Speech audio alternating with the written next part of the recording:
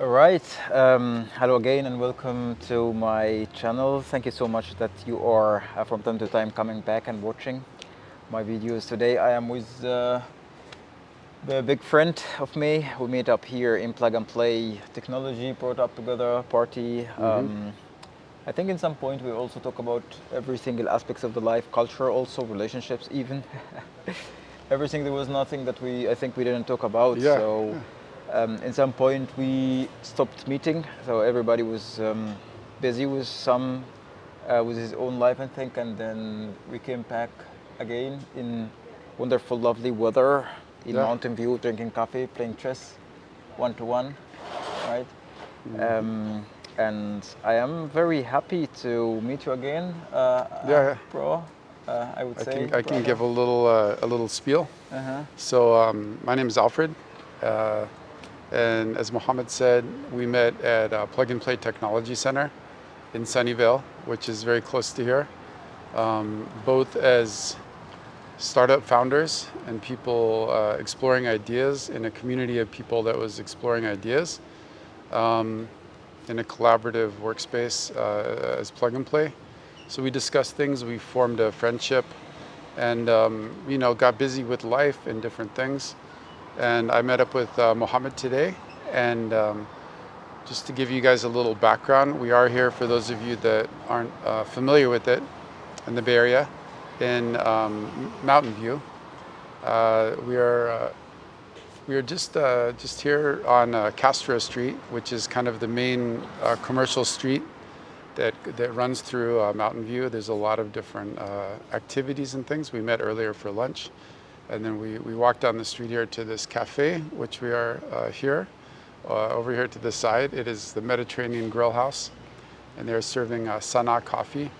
And just as a quick aside, Sana'a is the main city, one of the Capital. famous ones, capital, in fact, of Yemen. And so the owners here are Yemeni. They're from Yemen.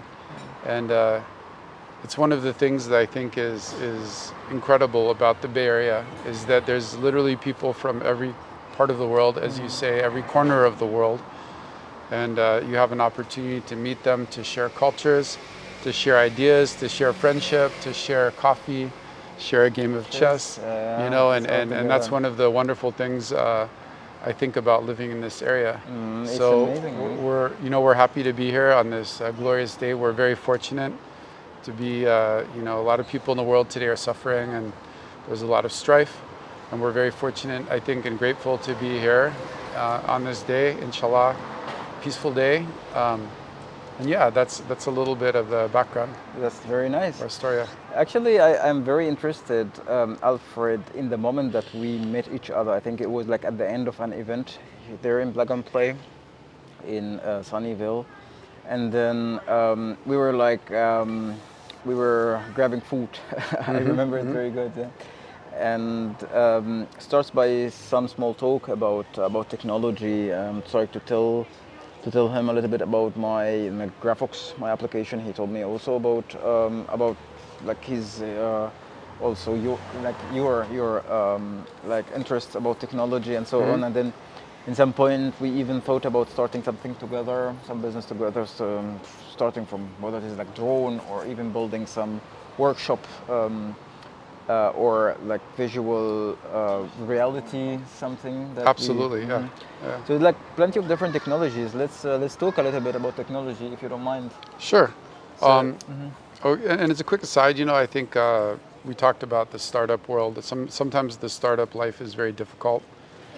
You have to constantly face challenges, face setbacks. update, yeah. Yeah, and it can be disheartening. It can be isolating. So these friendships are very important beyond the startup. But in terms of technology, I think you know. Of course, the, the the term that jumps out at you in the Bay Area these days is artificial intelligence, AI, but that's just part of the technology puzzle. There's also chips, and there's machines, complex machines. There's robotics, and I think in terms of technology, both of us are people that felt that we had something to contribute, or at least something to learn from this great puzzle. And when we first started the conversation, I told Mohammed, I remember we had this late night meeting because we used to stay at Plug and Play very late, and it was perhaps 11 o'clock, and we went into one of the breakout boardrooms there and started having this discussion. I told him a little bit about my startup, which is related to AI as it pertains to healthcare. And I'm working on an application that will aid people in making decisions in healthcare and streamline workflow. So we started this conversation. Mohammed told me a little bit about one of the many things he is involved in, which is this idea for kind of a garage, right? Yeah, startup garage. Startup garage, a tech place where people can build things and have complex machines and robotics instrumentation to do testing and do building. So we had this wonderful conversation. I think maybe we were meeting for perhaps 3 hours, and we just had this incredible brainstorming session where we came up with these wonderful ideas that night. So.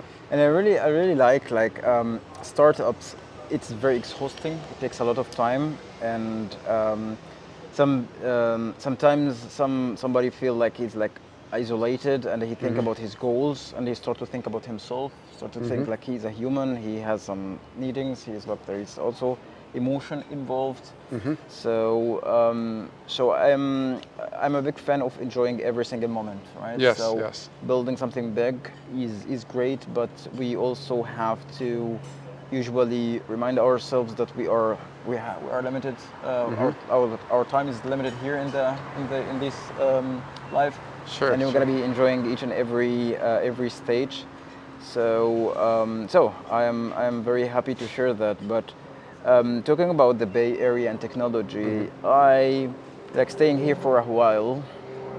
I sometimes I have the feeling, and even we have shared it just recently together, the same point of view, that there are two or three couple of words that people are throwing it in every conversation, and it is not like in reality there is not really a big value, right? Sure. So for example, even you have mentioned people just throw in they prepare very big events. They invited a lot of people, and then even the tickets is very very expensive. Sometimes people drive far away from different places to attend the event, and at the end is like you will find people from the events, they are just talking about how important AI is and how, and then they throw you have even said it agentics, through the word agentics, right?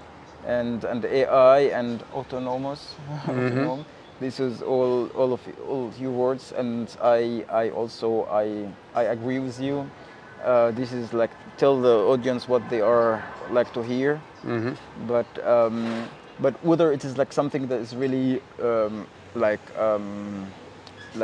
valuable, this is then different story. Yeah, I think that's a good point. The one thing that we have to remember is this is a tool. It's a very powerful tool, and like anything that comes on the landscape of humankind and human evolution, that has the capacity to change things greatly. There's always some degree of reality, and there's also the huge amount of speculation, and a lot of times there's the speculation, the drive for investment that goes beyond the reality. So a lot of times people build things up into this something that will have huge promise, which ostensibly many of these things do, but then they're a little bit disappointed when they realize that the thing didn't move quite as fast, and that there's actually limitations to what the technology can do. And I think this new technology that's emerging certainly does show some of these limitations. And I think we're seeing that. And I think the thing that Mohammed's getting at and we're talking about here is, those limitations. And I would like to say that the limitations are that we have to keep grounded in reality. And there are certain things that are needed in terms of work, in terms of human productivity, in terms of a society functioning, that I think are kind of mission critical. And there's other things that are kind of like add-ons. And as a quick example, we talked about creating this AI system that can automate some of these emails and these sort of things, automate some of this workflow. and then it gets out there, it fails to deliver on the promise. You hear startup founders say, oh yeah, we got a bunch of subscriptions early. People cancel the subscription. We got some early funding, maybe Series A. We never got the Series B. So it's not to say that we're necessarily negative on this thing, but we're also willing to acknowledge that it has limits, and also willing to discuss the idea of pivoting to some different ideas. Keep this technology as something that can add some value, but keeping in mind that this will not solve all the problems. And in that sense, and in that mindset, we've been discussing these different ideas of ours. Correct, yeah. And also I would like also for my audience to to make use of my experience. So I'm gonna be talking very honestly about my experience about Plug and Play, which is like, it's supposed to be a place with a lot of startups, people there, they rent a place. It's not the cheapest place to rent a desk there. So I have spent there for 5 months, and I got a lot of promises for me that you're gonna be having a lot of networking, a lot of events there, to get in touch with people that has really done what you are trying to be doing. They will maybe put you on the road, advices.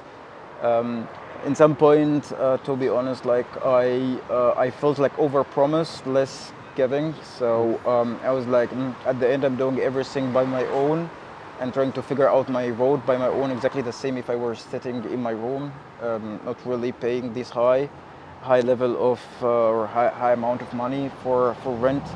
So so this gives me a big question about this big the big hype or big throwing of too much promises for the startups to people who sacrifice a lot to participate in building the new technologies. And the other people make use of it by giving some promises, hey, we will be supporting you, but at the end they just get maybe get some rent their places, let's call it like that. So I wouldn't say my experience was in total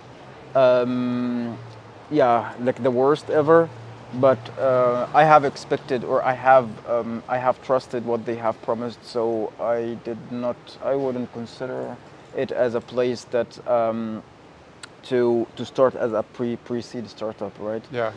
But let me bring you to other point. Like you as a startup, right? You're gonna be consuming, a startup founder, you're gonna be consuming a lot of time and effort, sometimes even money.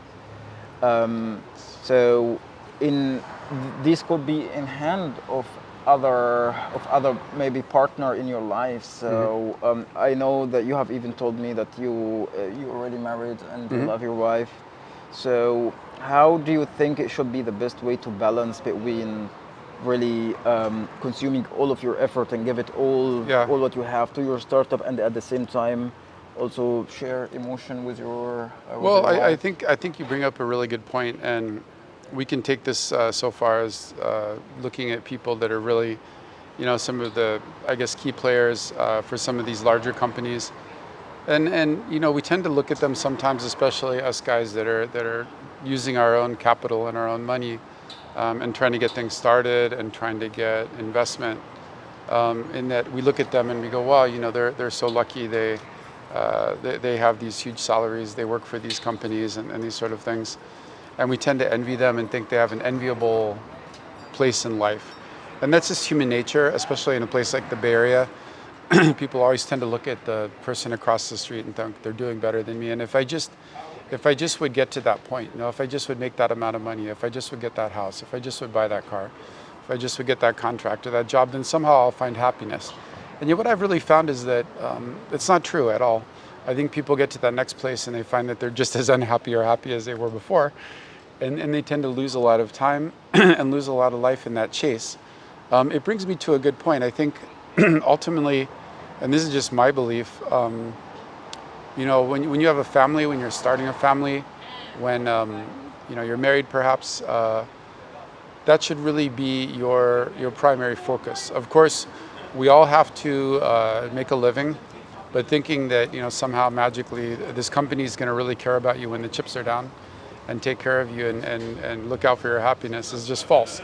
Because whether it's someone that's just a small player in some small startup, or someone that thought they were secure at one of these larger companies who's making $1 million a year, they're equally as expendable. So I think it's important, like we talked about, to really enjoy life, and I think family is important, man. Like friends, forming these friendships is vitally important, and I would say not losing your humanity, because quite honestly, a lot of people in this area, they lose a lot of humanity. They start to be zombies, yeah. Yeah, I'm sorry to say become that. sort of like automatons, and they push other people out of the way. They become Aggressive. aggressive, focused just on the success and the money. And personally, and philosophically, I don't think that's a good way to live. I don't think society can function like that. I don't think it's sustainable, and I think it's a great loss. And it's not to paint this whole area in a bad light, but it's one thing that many people here notice, that a lot of people are losing their humanity. They've measured the rates of depression and dissatisfaction here. It's very, very high in the Bay Area amongst this tech world. So I think we need to find a balance. We need to think outside the box a little bit. We've talked about this, and continue to do what we're doing, but bring the humanity back into it. Correct. And also it's like it at the end is kind of a sacrifice, but be from the two parties. So I keep saying behind every successful man there must be a woman, right? Absolutely. So because at the end you are a man, you're gonna be trying very hard, pushing very hard, but your emotion also would like to be fulfilled. So it would be your wife who would bring Yeah. it back to you by just smiling or holding your hand. So if I'm very sure, like if you have your relationship in a good situation, this is a big I would say a big needing or big requirements for a successful founder, is to have a good relationship with his wife. This is the first priority, because Yes. if it works fine, then everything else is gonna be like the real man will, like the strength Sure. will be exploding, right, Yeah. out of it. But like if you come back from home and then finding a lot of fighting, a lot of stress, then I think you will not be focused so much. So there are I'm pretty sure there are like wonderful women that they will be supporting, and like all the And on the founders. flip side, there's a lot of female founders, and the husband should also be supportive. I mean, they have to really support each other. I think it's a challenge sometimes, because people find this need to balance their work, their company, and as it might be, and also like have time for their family. And mistakes are made sometimes when I think people take the family for granted, take their partner for granted. But just to sort of pivot a little bit into this theme, I think it's never too late to go back and revisit those things. Sometimes you have to work on things. You work on a company, you work on your ideas and project, and every time you have like kind of a setback, you pivot, you try to analyze what happened. But the same is true of human relationships. Yeah. If you're willing to put in the effort to change, sometimes personally it takes a huge amount of work, but to look inside yourself and change, and you're with someone that's you love enough and it's valuable enough to be with, you will make those changes. 100% agree. So it's almost like an engineering project. That's really that's really I'm completely from the beginning to the end. I'm completely supporting exactly what you are saying. Let we talk maybe more into partnership. So basically, like founding a new startup is way very different than starting a new relationship, right? Right.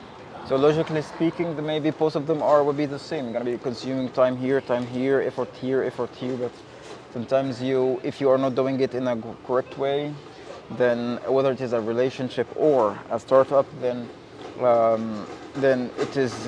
will not work. So, Absolutely, yeah. Absolutely. so well, when I think about it, like two persons are trying to build a new life together, right? So especially if they are coming from different cultures or different backgrounds, different jobs, which is some people really like to have it in relationship. I don't want to have a mirror of myself. is what I Absolutely, yeah. think. So there must be a lot of challenges, hey, to get in, like to get in touch with each other, right? Especially in the first phase, right? Yeah. So everybody will be starting from saying, okay, who is going to be? I think a lot of negative thoughts, right? So who is going to be? Yeah, who is gonna be judging, or who is having more responsibilities, dividing their responsibilities. I care more than you care more than me. So I sacrifice more, you sacrifice more, or we are doing this more the things that you like, or I like. So it's a big challenge. I feel like it's more or less a game, right? Between two partners that if they are smart, they will be winning, and then they will be very powerful together, right? If they really Yes. understand, right?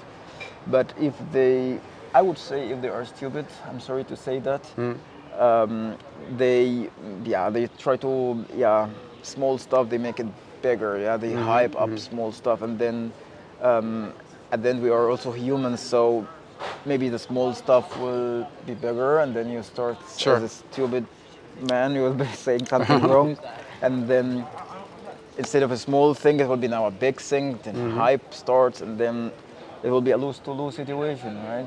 It's a challenge because sometimes you have your opinion of like what you're doing in your part, and you think your part outweighs their part, but you really have to step outside yourself, set aside your ego, and you have to look at how the other person looks at things and put yourself in their shoes. Because I guarantee you that their part is as big or bigger than your part, and sometimes you make the error in thinking, it's not. But I mean, you need to, just as you appreciate your colleagues and your friends, you have to appreciate this partner, this person that took a chance as you did, and make sure they feel grateful. And yeah, as I said, sometimes we have to really take a hard look at ourselves and work on ourselves.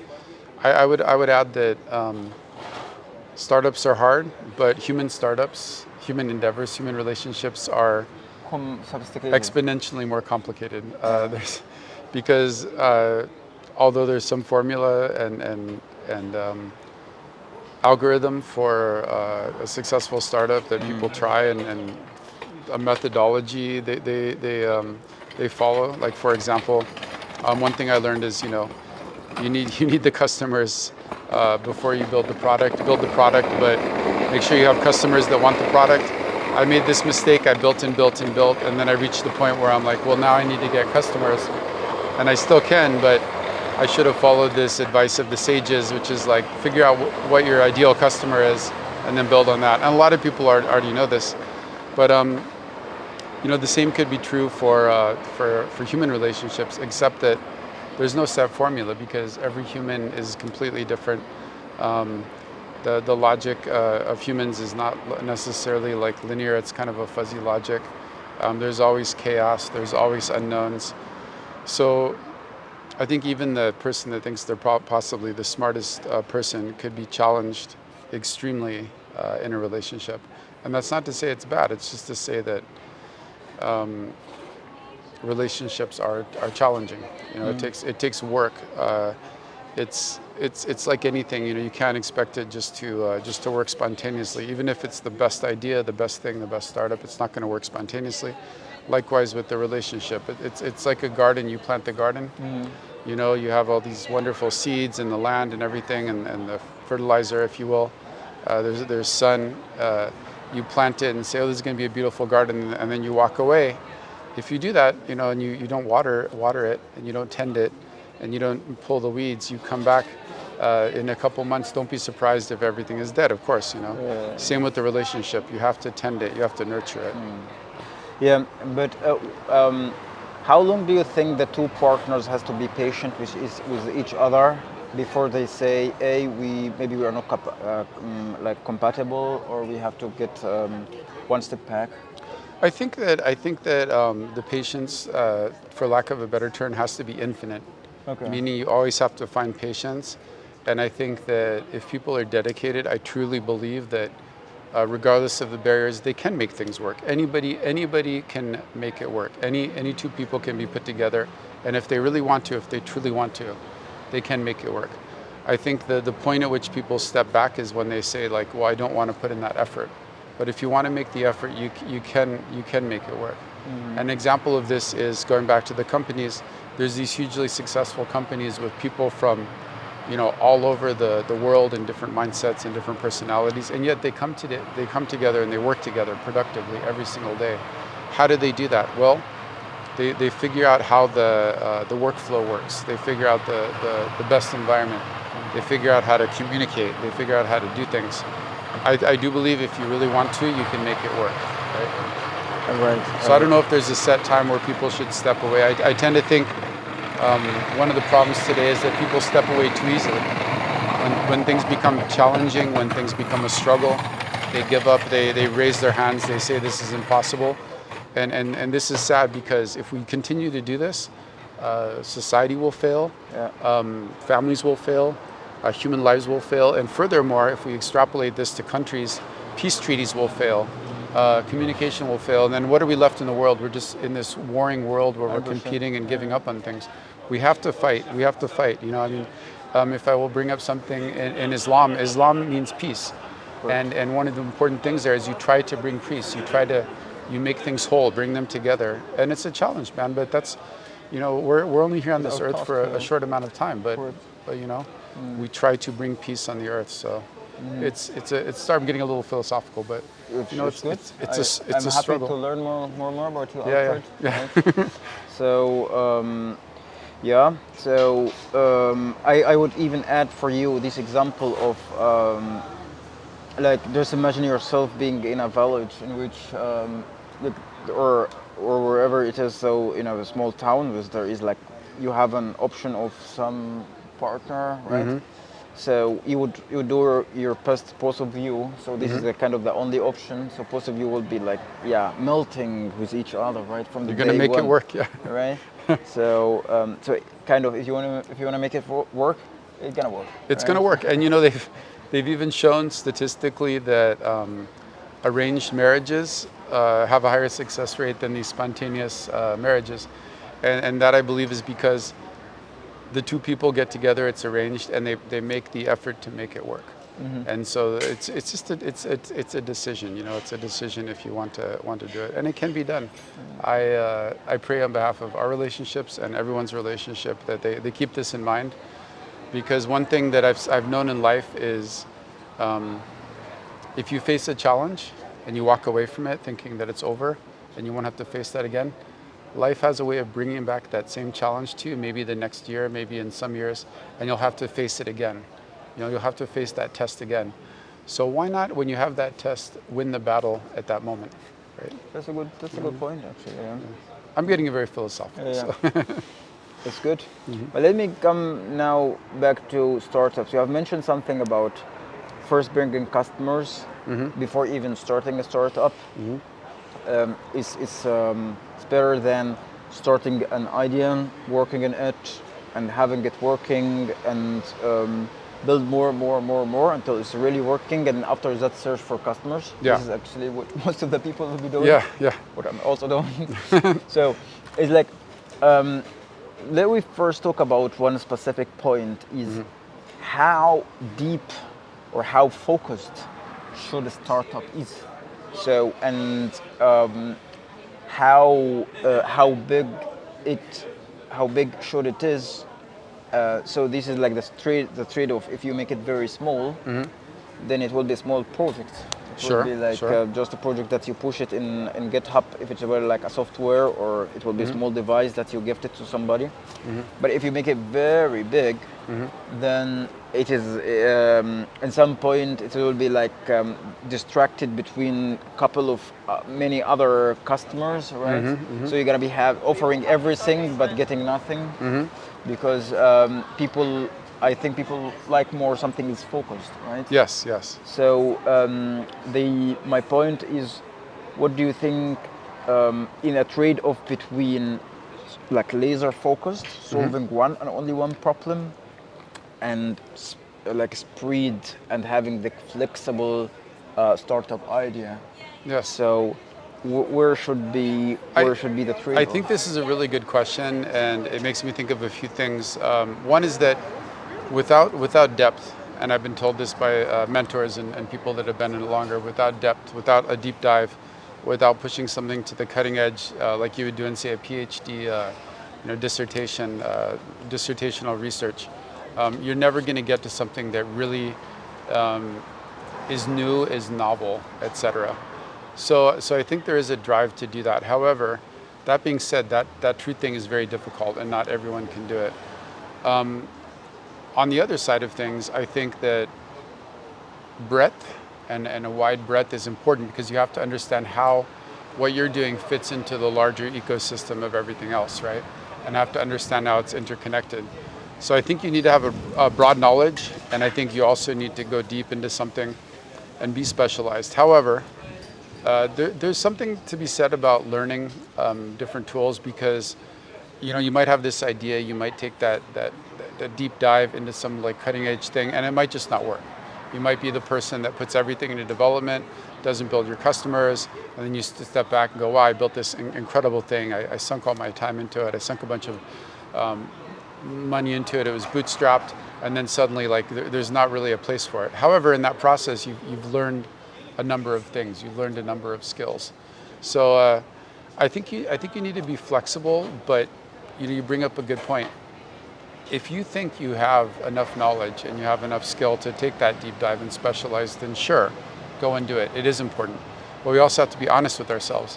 If we're doing something that involves like statistics, neither of us, are going to know enough statistics to make an impact. As an example, in that field, there's probably 10, 20 people, that are at that level, like at MIT or something, and we'd be fooling ourselves if we thought we could make an impact. However, we can build something that's useful, focus in, and sort of explore the sort of breadth of it until we come upon that thing that we know is like this really good idea. That's something that people haven't done before, and then we take that deep dive. I think you have to explore the breadth before you go deep, because you have to know what you're going deep for, right?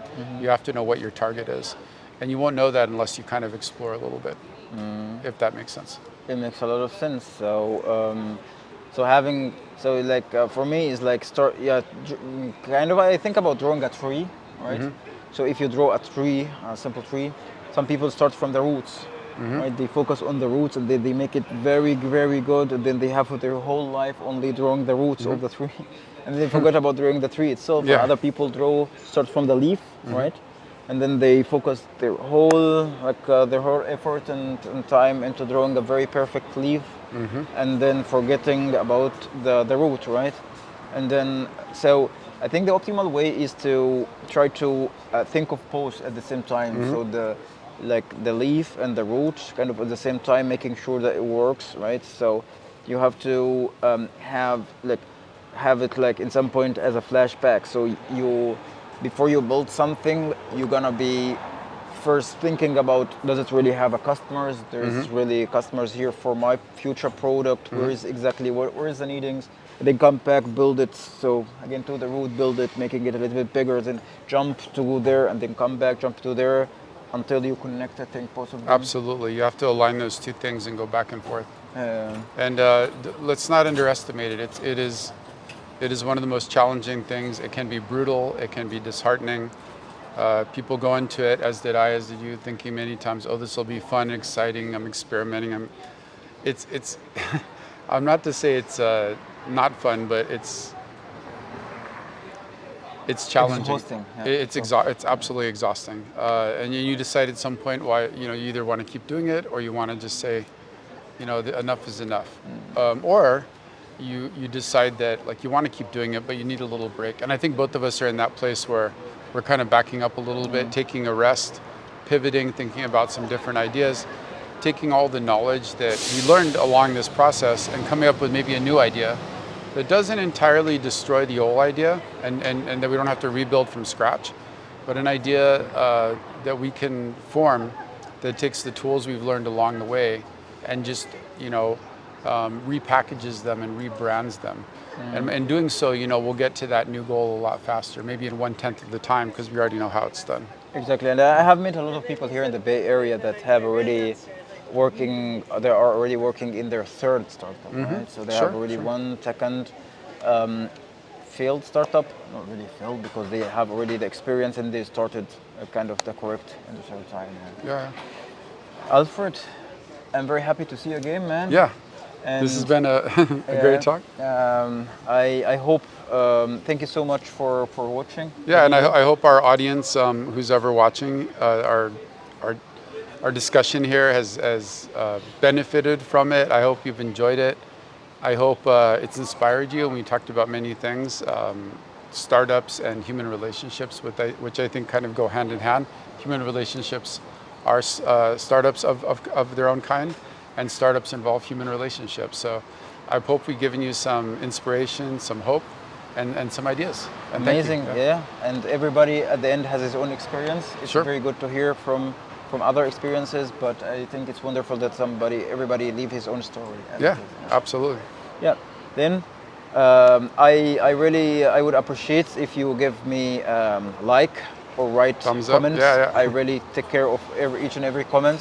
So please write to us comments in the description, and then we stay in touch. Take care. Sounds good. Bye bye.